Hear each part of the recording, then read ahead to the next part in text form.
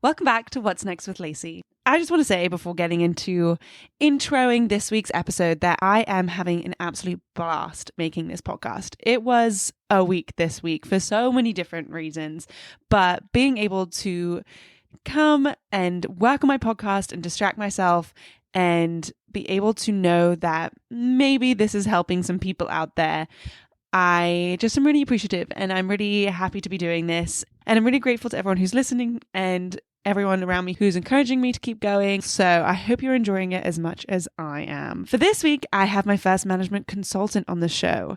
My guest, Kat, works at a Big Three firm and has done so since she finished her PhD. So we talk through how you grow in the consulting world, how your responsibilities change as you grow. We talk through the details of the day, we talk through the details of travel, and so much more. But we also get Kat's advice about the infamous consulting interviews. I know from experience with my friends that these take a lot of prep and are pretty scary. So I'm really glad that I could get her tips and tricks on the interviews and hear from her perspective, from the other side, from being a consultant, what they are looking for, what these interviews entail, and so on and so forth. So check out this episode with Kat. I hope you enjoy it and can learn a little bit more about management consulting. Please don't forget to listen, like, share, follow wherever you listen to your podcasts. What's Next with Lacey is available on Apple, Spotify, and wherever else you can find podcasts. So without further ado, here's my conversation with Kat.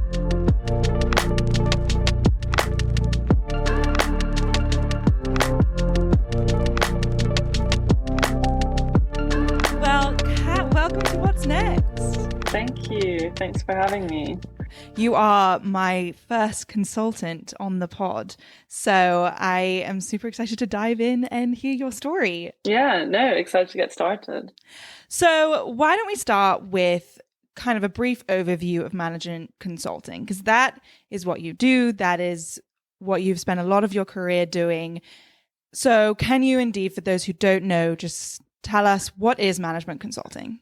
So it's one of those jobs where I think actually from the outside it's kind of hard to imagine what it looks like, and actually sometimes it's kind of hard to explain as well. But I think maybe a high level way to think about it would be essentially if a company, typically it's a company, a relatively large established company, has an issue of some kind, or a question even, not necessarily an issue, they will hire a consulting company to basically come and give them some additional support to solve or answer that question. And that can be super varied, both in terms of what the question looks like. So it could be, we need to define our new strategy for the next 5 years and we don't really know how to think about it, or we don't know what's best, or we do know what is best, but we don't know how to break that down.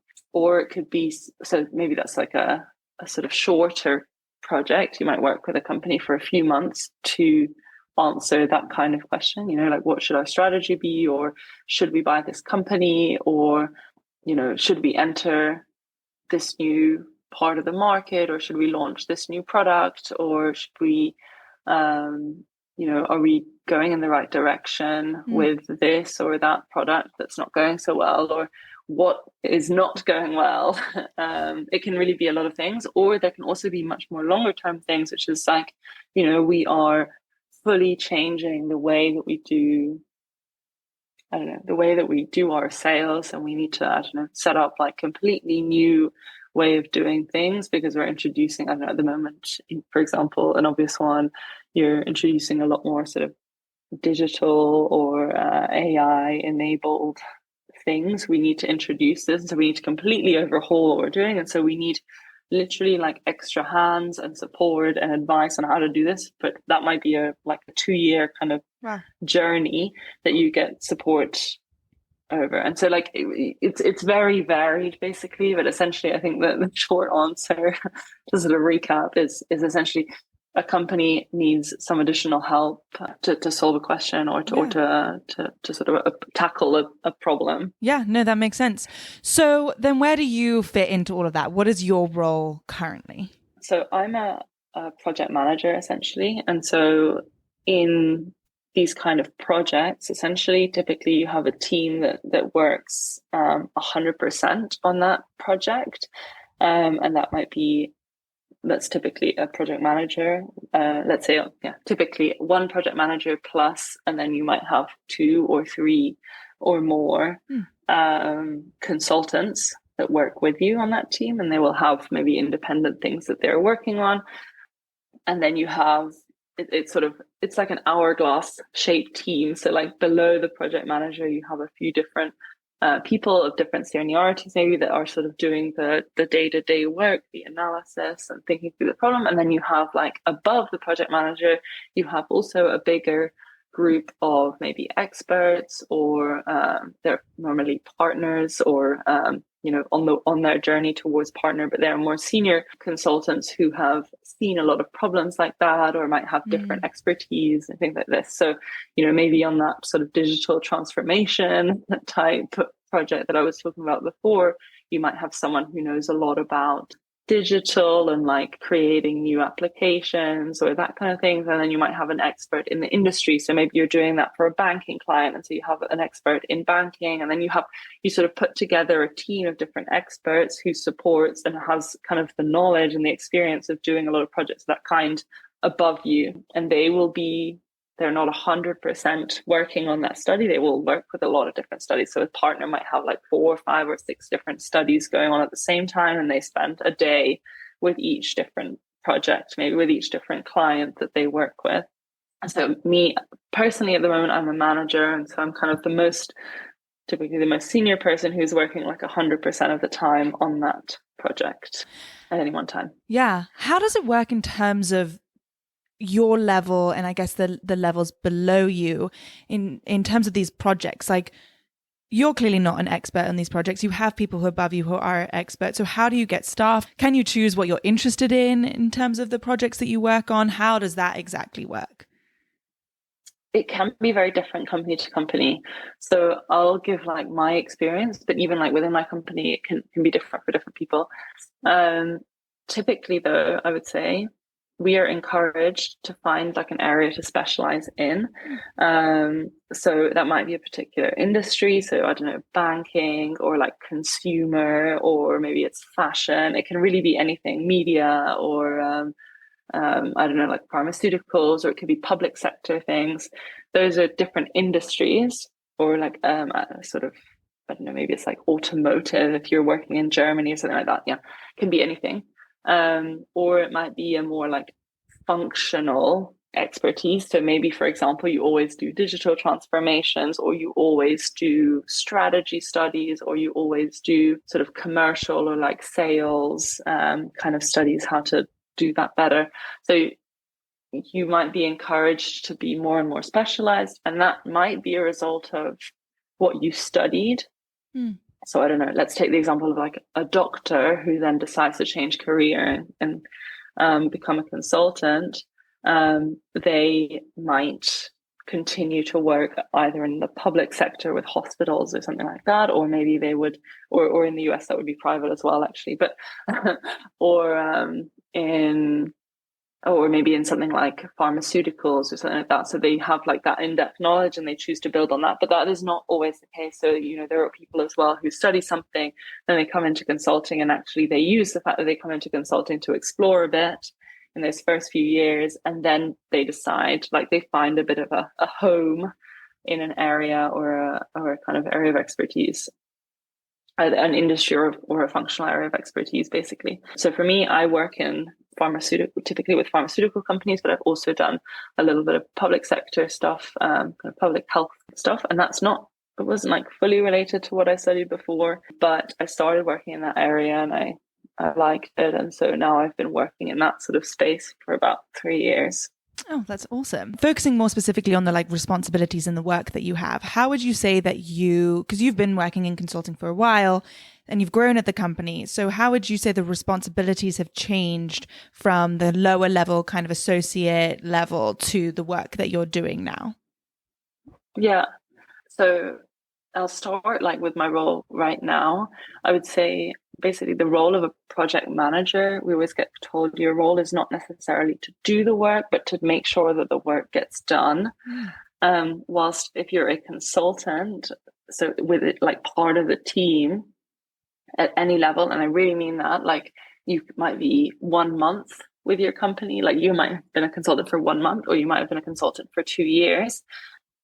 Your job is really like to kind of do the work, and that can look very different project to project. That's something that I think is what I definitely enjoy a lot about consulting, is that, you know, in one project, for example, you might spend 6 weeks interviewing different people. So for example, in, let's take the example of pharmaceuticals, because that's where I work, like you might spend 6 weeks really interviewing different, I don't know, cardiologists to understand that market segment really in detail, and like sort of building that expert knowledge that you can gather into, I don't know, like a view on what the market looks like, which parts are growing, which parts are not growing, things like that. Or maybe you own a big financial Excel model in your next study. And so then you spend 12 weeks building a very detailed financial model for the company that then shows them how their like maybe revenue projections and profit projections and costs and things like that are going to evolve.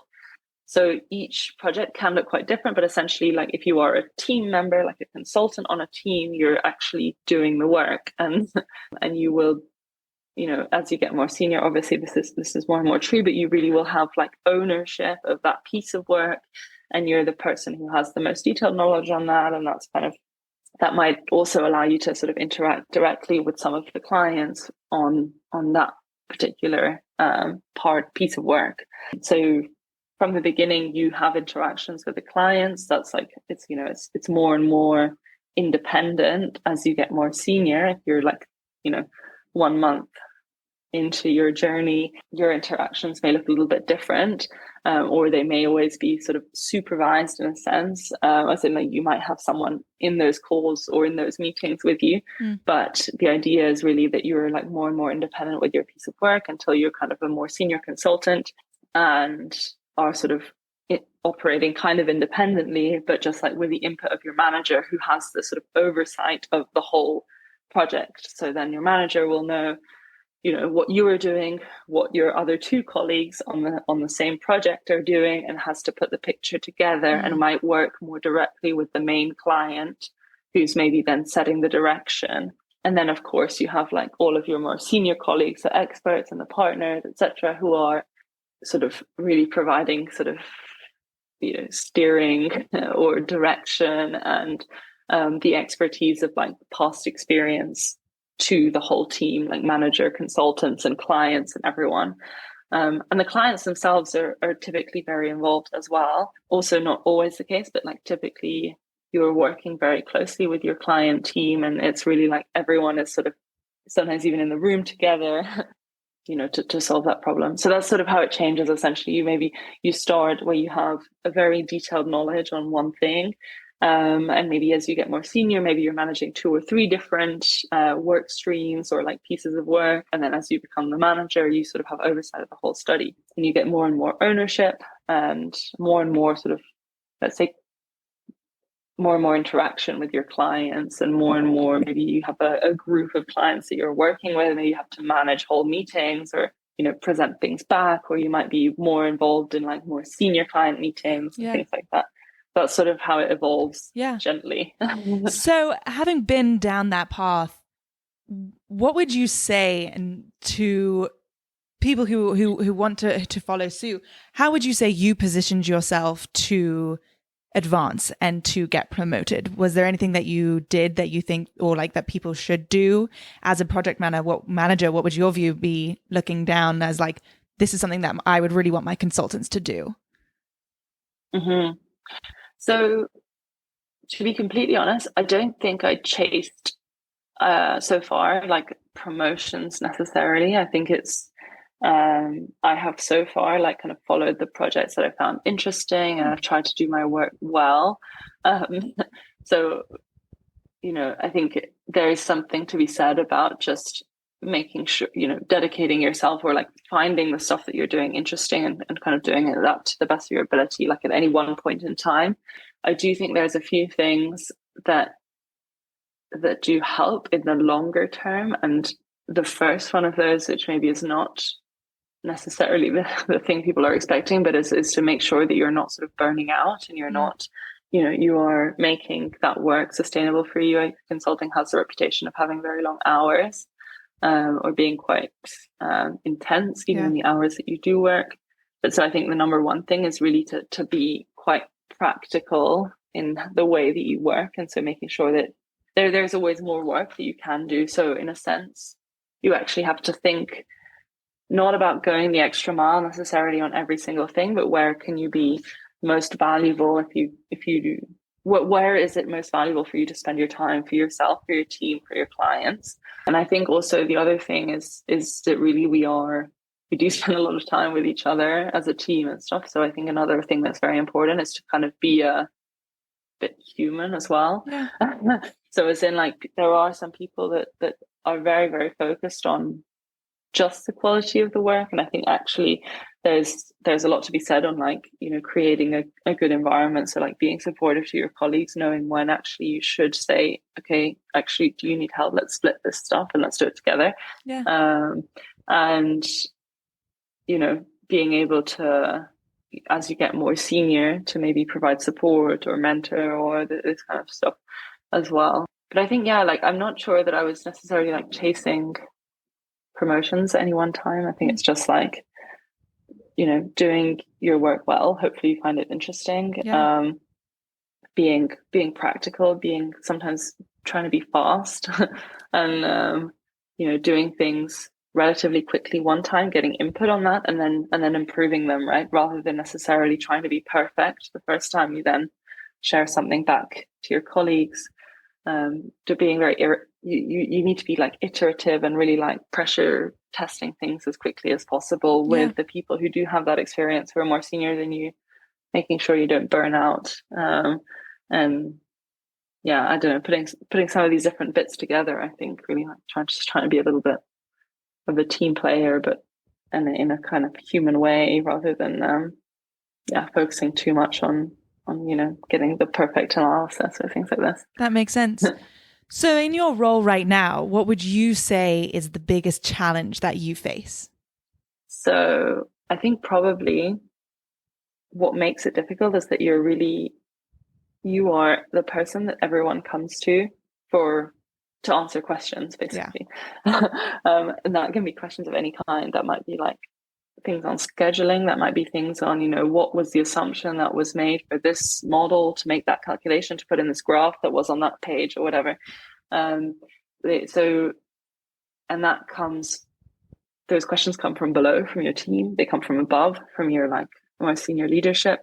They come from your clients. You're responsible basically for everything. And at the same time, you need to be making sure that things are happening on time at the same time. So it's really kind of, you're getting pulled in all directions. And at the same time, you need to make sure that the whole team is really focusing their energy on the right things at the right time.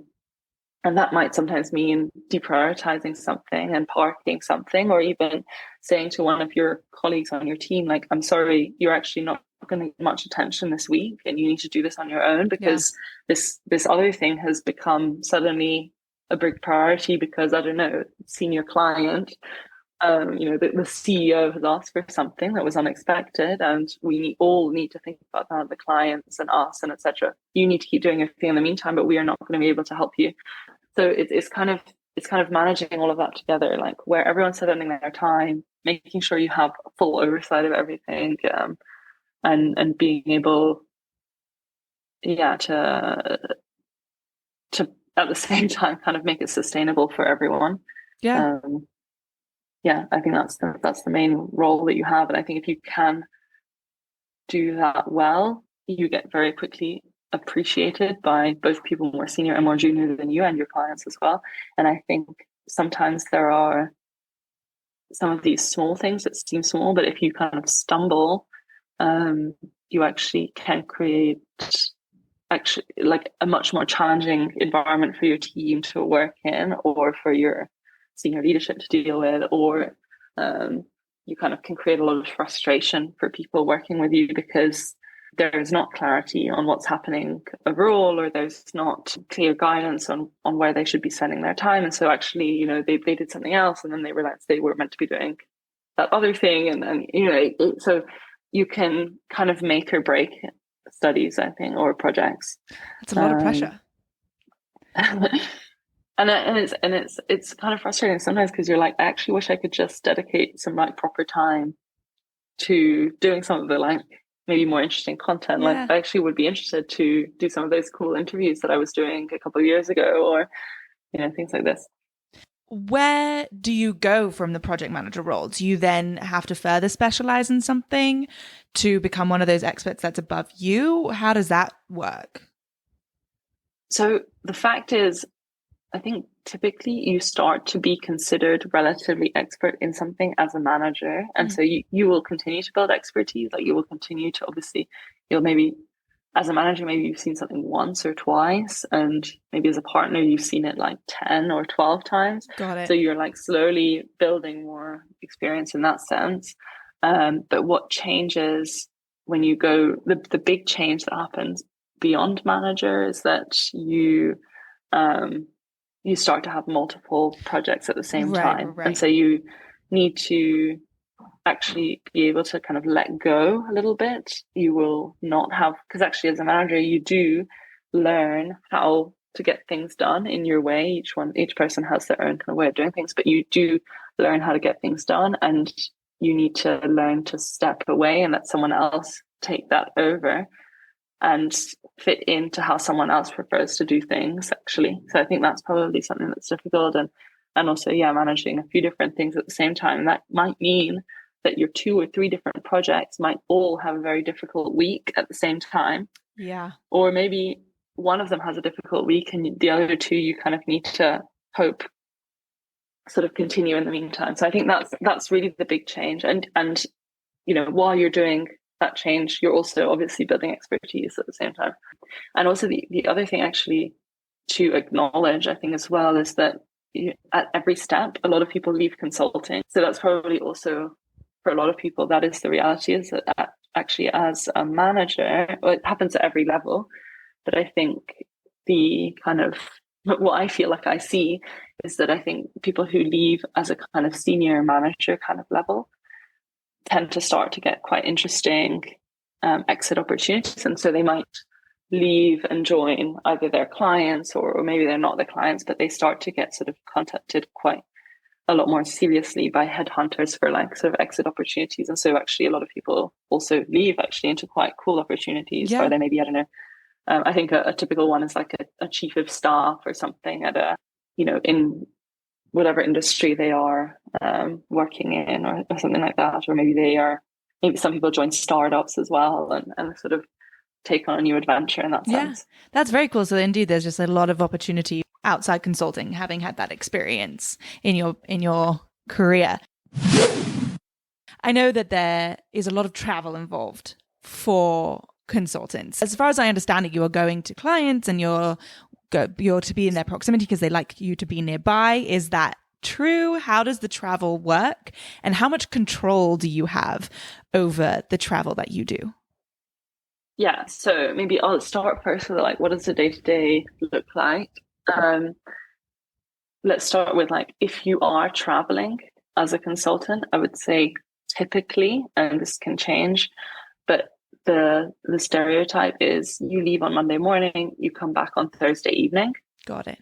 And you are working with your clients, basically. So you travel to wherever your clients are working, basically. So you go to their office, you work in their office, maybe they give you a meeting room or something, and that becomes your room for however many weeks. And that can literally be, 6 months. You are just you work in that room from Monday to Thursday. Wow.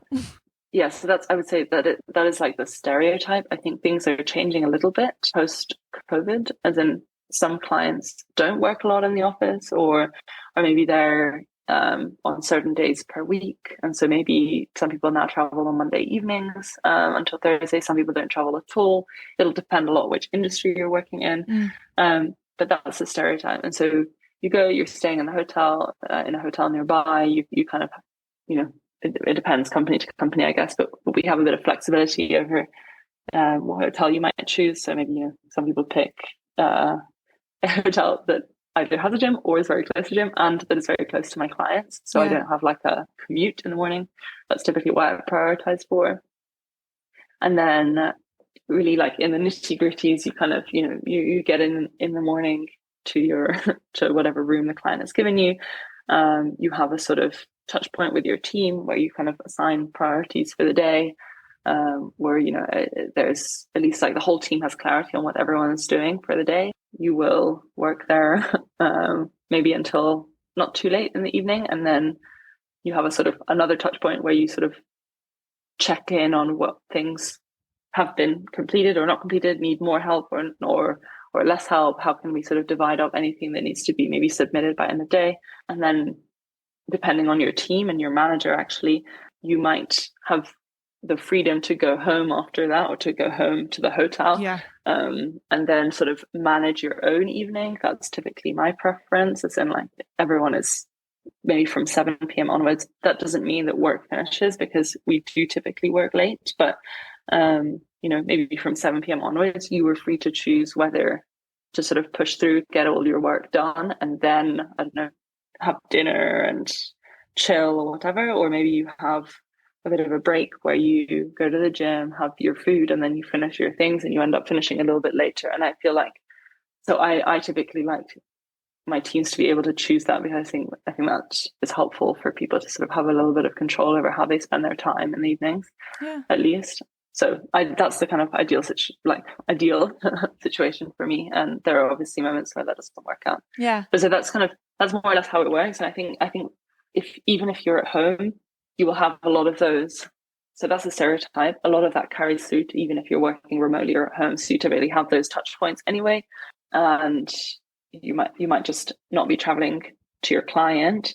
You might still be traveling actually just to work in the same place as your team. So you might be traveling to a company office of your company in a different city, because you've pulled in people that work, I don't know, in Germany and in France and in Italy, and those people should all be in the same room together, because it's sometimes more efficient. So that could also happen.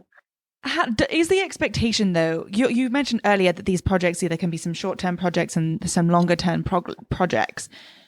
Was there ever a point and I know you said it's changing now, but was the expectation that if you were traveling to a client, you were going Monday to Thursday every single week, even if it was like a 2-year project? I would say that absolutely can be the case. Yes. Wow. So like, I think that so the thing is, every time you have to choose a new project or you get assigned a new project, different companies have different amount of flexibility on how much choice you have in choosing that or not. But let's assume that you do have the possibility to choose. There are like a few different dimensions, like based on which you may choose your studies. So that might be the location of the study, so that you might want to travel or you might not want to travel, or you might want to work remotely, right? So that can be one dimension. Another one could be that you want to work in a specific industry, or you want to work on a specific thing that really interests you. I don't know, you are super excited by digital changes in fashion or whatever, and so you really want to do that kind of study, but maybe that comes along once every year for your office, and so if it comes along, you kind of sacrifice everything else, choice on everything else to make sure you can do that. Or it might be the people that you work with, right? Like, so that's definitely been one that I've chosen based, and like I've made my choices based on that a lot. So, working with a group of partners that you find interesting and inspiring, and that you like actually give you coaching and mentorship, or, have a lot of knowledge and you kind of respect them for that, or that kind of thing, or, whatever, many other reasons. So I would say if you are very rigid on the travel dimension, let's say you have just come back from maternity or paternity or parental leave in general, and so you have a young child at home, that might mean that it is very important for you to choose your project based on location, right? Yeah. And so you may be willing to sacrifice on some of those other dimensions. So I think it is possible to do. It just kind of limits your choice on some other things. Maybe you get something that is super intense in terms of work-life balance. Oh, that's another dimension that you might choose based on, right? So longer studies typically have better work-life balance. If you're doing something for 2 weeks or 3 weeks, typically you're expected to do a little bit more than 2 or 3 weeks work, but still fit it into 2 or 3 weeks, right? Wow. So your hours day to day might be a bit longer. What are the average, on average, what would you say are the hours for a consultant? And we always caveat this, but it'll change for every project. But I would say, I'll put it this way. Our like ambition typically is to finish by 10 p.m. Monday to Wednesday, to finish by 8 p.m. on Thursdays, to finish by 6 p.m. on Fridays. And I would say that is an ambition in the sense that it doesn't always happen. Typically Thursday evenings, especially if you're traveling, might be a little bit disrupted because you're traveling to the airport, you're flying back, or you're taking the train back or whatever. So you might have more like downtime in a sense where you're maybe like, getting your dinner in the airport or whatever, but you're not like able to go for dinner with friends still. Maybe you're not working through the whole evening.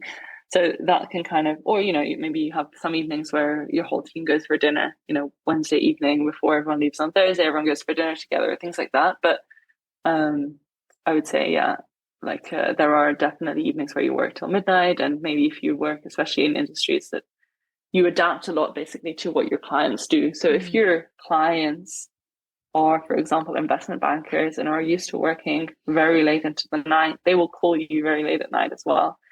In the end, you're kind of a client service business, so that also can impact as well. And it can also depend on your like internal leadership as well. If you work with a partner who expects the teams to be answering emails well beyond midnight, you're going to have very little, influence on that, unfortunately. So, that's also part of like choosing the people that you work with. That's the reality. No, that makes sense. And as you get more senior, you have more and more control. I would also add as well. So as a manager, you kind of set the team's rhythm. I mean, to a point, if someone asks for everything to be changed for a meeting that is tomorrow, and they ask for all of those changes at 8 p.m., there is very little that you're going to be able to do. You can do as much as you can to kind of push back or steer or be like, hey, maybe if we actually just change like the work that we've done, but we just like present it a little bit differently, maybe, what you're trying to say comes across a bit better. Yeah. That might be easier than like redoing your whole Excel model or whatever. But, at the end of the day, you're kind of, there are some things that you're not going to be able to solve. Yeah. If they're very last minute requests. Who are you? This may be more pertinent to like the lower levels, but who are you telling? Who staffs you on projects, I guess is my question. Like, who are you telling that you're wanting to be in the media industry? Like, is there someone that you're telling that to? How does that work? Yeah, that's a great question because we don't have the same kind of, I don't have a manager. I have a manager. If I'm a consultant on the team, I have a manager in the sense that I have someone who is giving me work and who is responsible for sort of like helping me on my training journey or like coaching me to improve at being a consultant. And they are responsible for me for like a few months. Let's say I'm on a 3-month study, right? I have that manager for 3 months. And with that manager, I might be working on improving my presenting skills or whatever. But that person is not responsible wholly for whether I get promoted or not, right? So what you typically have within your company is one or more people who are then responsible for your kind of longer term journey. And they might not ever work with you on a study. So they will do two things. And those roles may be separate or not. One of them is kind of collecting all of the feedback on you and collecting all of the sort of understanding how you're progressing in your role and maybe offer some advice on how to improve or how to change and actually maybe your formal review at the end of the year. So that's one role. And they're kind of maybe your mentor in a sense. And then there's another role or maybe it's the same person, but like there will be someone who is helping you or supporting you to get onto the projects that you want to do.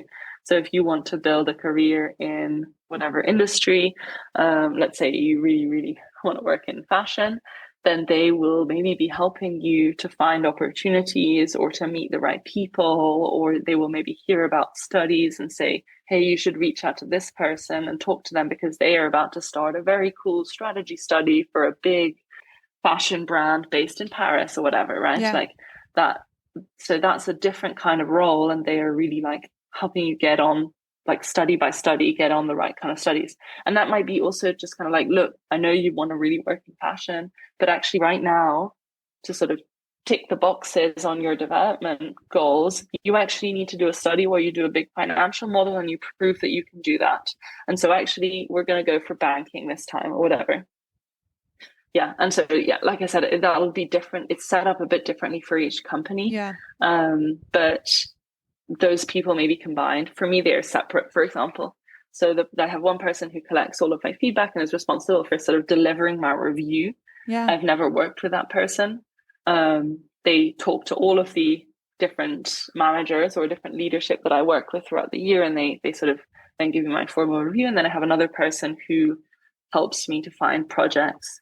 And as you get more and more senior, I think you are typically finding your own projects. And so people get to know you, and, you know, the people that I work with, the partners that I work with, very often they will, you know, reach out to me and say, hey, I'm about to start a new strategy study in this or that. And I thought you would be a good fit because you have done something similar like this before, or I heard that you are really interested and might want to do it. So you can kind of create opportunities for yourself as you build your network. Wow, that makes sense. That's also so great that you have this either one or two people who's kind of helping you along this journey in this career. That's awesome. I feel quite unique. I think one thing that's cool is that you don't maybe always have in a normal job, in a non-consulting job. Yeah, is that your manager day to day is not the same manager who's responsible for your review and your sort of overall feedback, right? Because if in one of your 3-month studies or projects you get on very badly with your manager, which can happen, you never have to work with that person again, and you can deliver very honest feedback. And if everyone else you worked with that year had a great impression of you, maybe that's not going to fully impact your like development journey overall. Whilst if you're in another job where that is your manager and that's it, you then have the choice of either leaving or trying to find a different job within your company. That you kind of, there's limited choices that you have to sort of get away from that situation and to show people that it's actually maybe it's not you, maybe it's your manager. Yeah. Right. Which can happen. Or maybe it's both of you, right? Maybe you just don't click. But no, that is great. I think one of the nice things. No, definitely. Yeah. Having been at companies that don't have even HR, that sounds awesome, to be perfectly honest. On that note, though, when you are going from project to project, are you ever working with the same people, or is it really switching up every time you change projects? But even though you're potentially focusing in on what you want, if you are focusing on a specific area, do you end up reworking with similar people? So for like the leadership, so for like partners or experts and things like that, typically you'll find a group that you like and you'll start to keep working with them. And I think that's true whether you specialize in an industry or a function or in some other thing, whatever your journey is. Typically you'll find people that you keep working with again and again. For your teammates, and actually, as if you're a consultant, that's also true, right? So you might start to work with the same manager a few times per year, especially if you do shorter studies. You might have the opportunity to work with that person maybe more than once. So you do like 3 months at the beginning of the year and then 2 months a bit later on, etc. Again, those two figures that we just talked about, they might push you to work with a few different people. So you have a few different data points, let's say, when they have to do your review. But yeah, so you may well start to follow people if you found you work well with them, and if you choose to, right? Or if you have the opportunity to choose to, because if someone else is deciding which projects you're doing, you might not be able to do that so much. So that's one thing. And also the other thing is, if you do have the opportunity to choose again, you may choose, and that's definitely something that I have done, to sort of bring people bring team members that you worked with before onto other studies. And that might be, or you can, as a consultant, you can say, hey, look, I actually did a very similar, you're putting me on this study because I have experience of something like this before, but actually I worked with this other person who was on my team, and she or he is also great, and you should actually talk to them as well. So, you can try to keep working with similar people if you choose to. And you can also, I think that's also something that people check as well, is like, if you're a manager and people would be willing to work with you again, they also sort of try to understand that for your feedback and your like review at the end of the year, right? If people never want to work with you again once they've worked with you, then it's probably not a great sign of how you're actually managing work. Maybe all the partners see great work, but if that's at the expense of the people you're working with at some point, that's going to reflect badly as well. Yeah, no, absolutely. I now want to dig in more on your journey to where you are now and to consulting. So you went to university in England. What did you study? Mm-hmm. Yeah, so I studied maths, and then I did a PhD in kind of machine learning, basically. So with some kind of healthcare applications, which is part of the reason that I now do a lot of pharmaceuticals. Interesting. And public health and things like that. But basically I sort of went through until after a PhD, and then I started in consulting. Why did you decide to do a PhD? I just kind of wasn't done studying. And then that may or may not be the right reason to choose a PhD, but that's another conversation. But I kind of, I did my sort of undergraduate plus masters. So in the UK, you can do these like 3+1 degrees. So 3 years bachelor's, 1 year master's, and then I stopped, and I was pretty much done with studying. And I did few random things basically for a year, where I did an internship, and then I did some traveling, and I did like a language course and things like this. And then in the course of that year, also based on my experience in the internship, and I started basically to just miss studying. And so I was like, I'll just apply for some PhDs, and then I got one. And so I was like, okay, let's do this. Because I also felt a little bit like if I didn't do it then, I wouldn't have the opportunity to do that again later. Yeah. Whilst maybe if I wanted to just start work, that was always a door that was open in a sense. So I just felt a little bit like it's kind of maybe not now or never, but it was kind of like now is the time to do this if I want to ever do it. Otherwise, I'll kind of, it'll be hard to come back to a PhD from a job, basically. What was your first intro into consulting? Like, how did you find out about it? Why were you intrigued by this career? Yeah, that's a good question. Because I think actually I had no idea that consultants existed, I think, until at least university. And I don't even remember exactly when at university, because it's not something, it's like it's not something you're exposed to at all, basically. But at some point, I basically understood a little better what consulting was. I was, at careers fairs, at universities, I would say you would typically bump into consultants, like they will typically be there. And so they do like a lot of like sort of targeting of graduates in that way. So I sort of understood a bit better what consulting was. I understood that it kind of left some options open in the sense that you didn't necessarily have to know exactly what you wanted to do, but you would still have you would get a lot of training. You would get a lot of sort of, let's say, basic skills that could then be applied to a lot of other jobs. And then I think I probably was attracted by the traveling part initially, although I wouldn't necessarily say that's a perk now, but like I think I did find it like an exciting idea that maybe you'd have the chance to work a bit in the US or work around Europe or go to some sort of weird and wonderful places as well.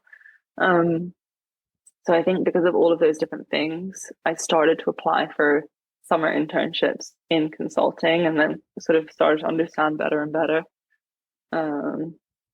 what that would look like, basically, as a job. Yeah.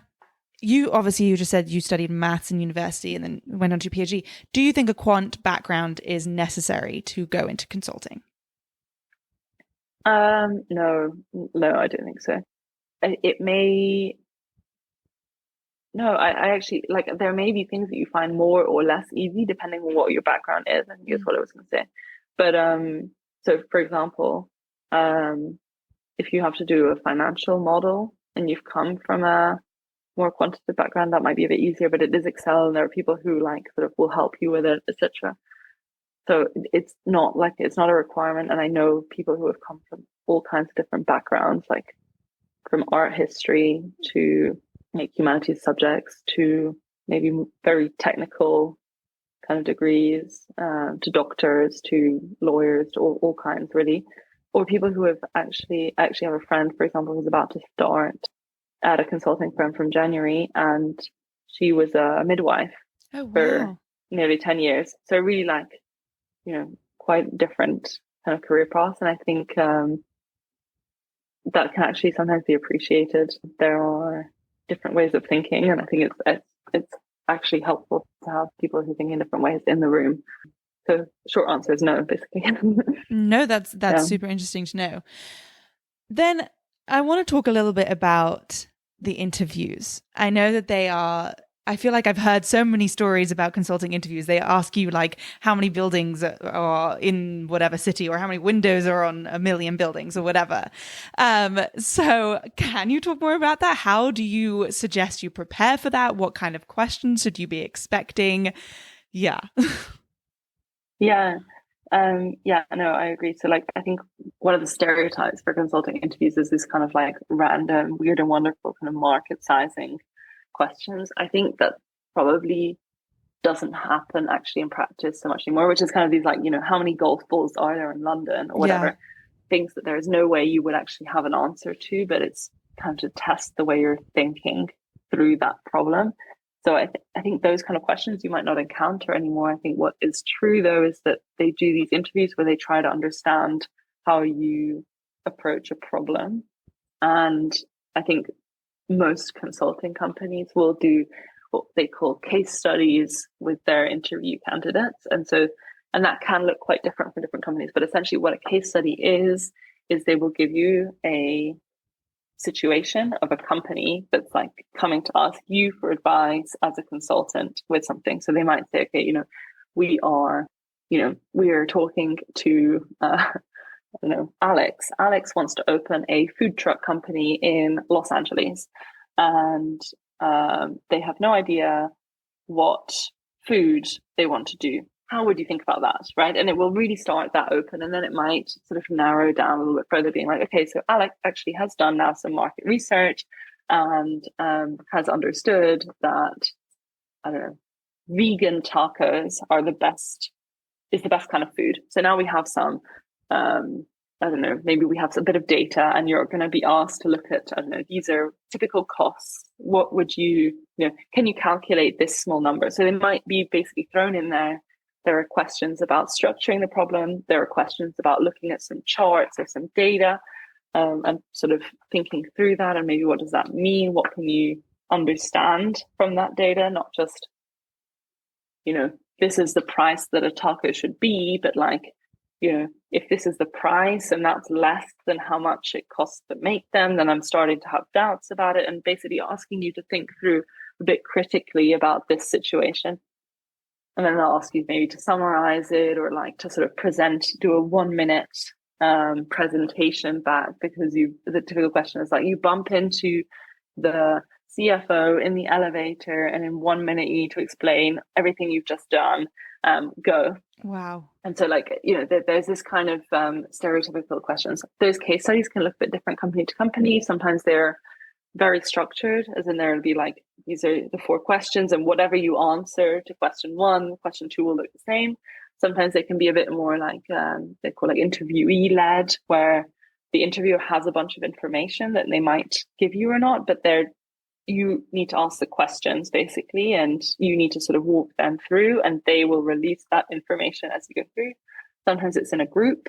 Wow. So you might be 4 people trying to solve a case study, and there are people observing how you're doing that together and how you're working together.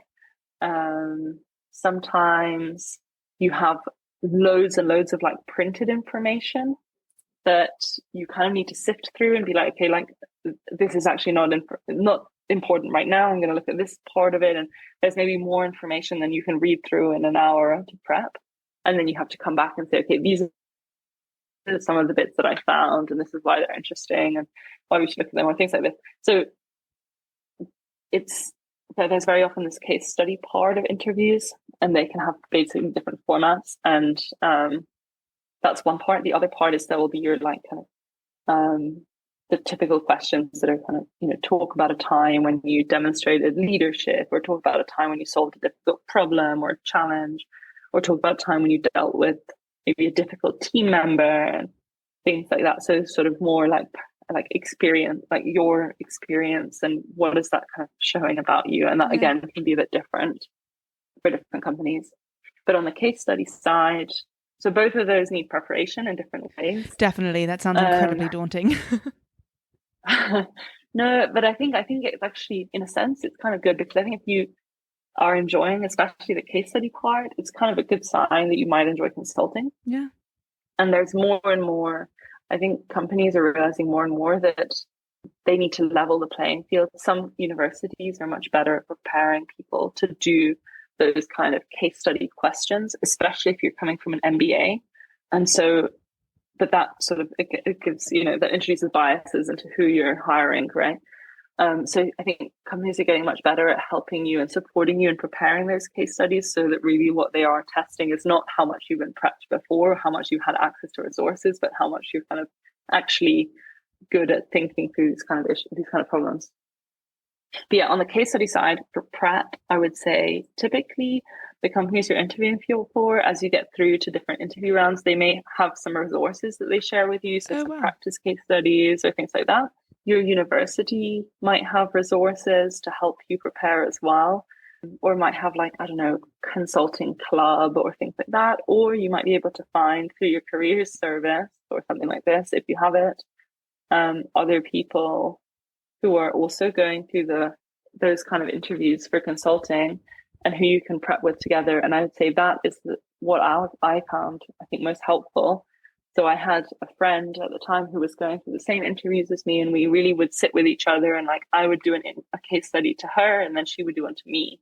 And I think both sort of being on the receiving end and also actually on the sort of interviewer end is helpful, because you kind of see the traps that your friend is falling into as you're going through the case study that you can see in front of you.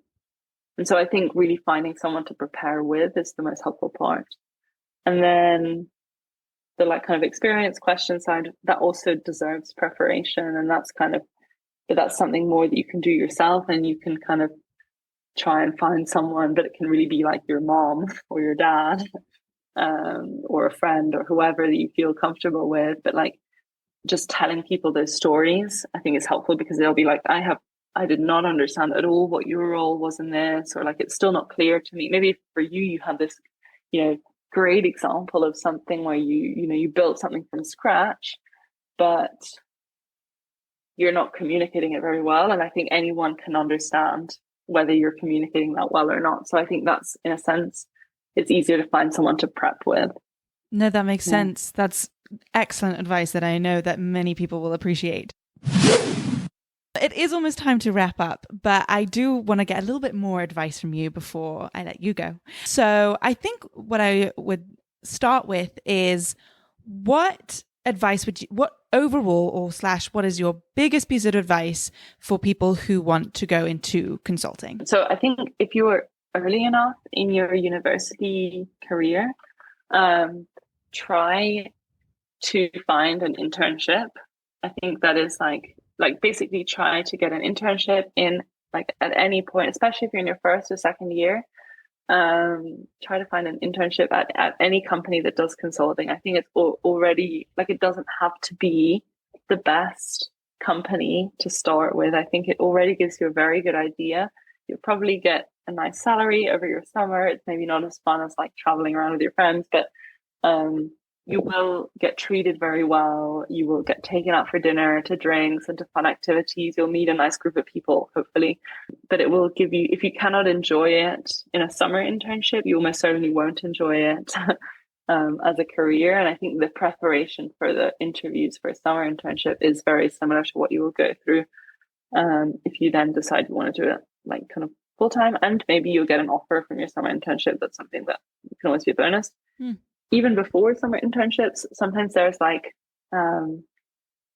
different, either maybe like a couple of days over your spring break or Easter in Europe maybe, or there's basically different, either one day or like a few day or maybe 1 week or 2 week tasters of different kinds that different companies will offer. So maybe you'll do like a case study prep course with one company, and then maybe you'll do, and I think on those kind of things, you'll get a taste of consulting as always, but you'll also, which is quite nice, get a different taste for the culture at different companies.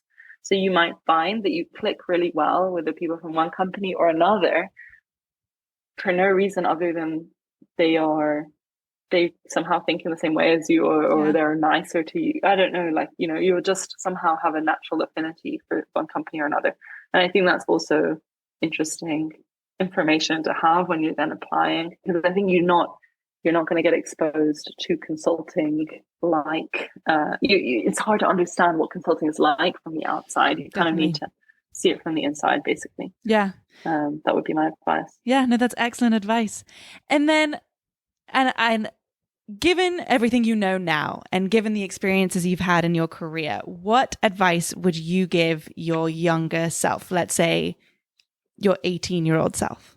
The short answer is that I'm actually like relatively happy with where I am. And I think I didn't necessarily get here in the most structured and organized way, but I kind of think that's okay. Yeah. So for example, I spent quite a few summers traveling instead of doing internships.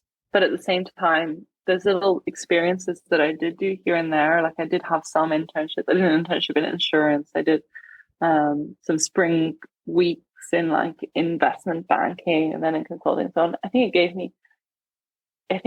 one thing I would say to myself is like, keep doing what you're doing and kind of exploring the different options, because I think that was helpful to understand and exclude some things. But at the same time, don't overdo it.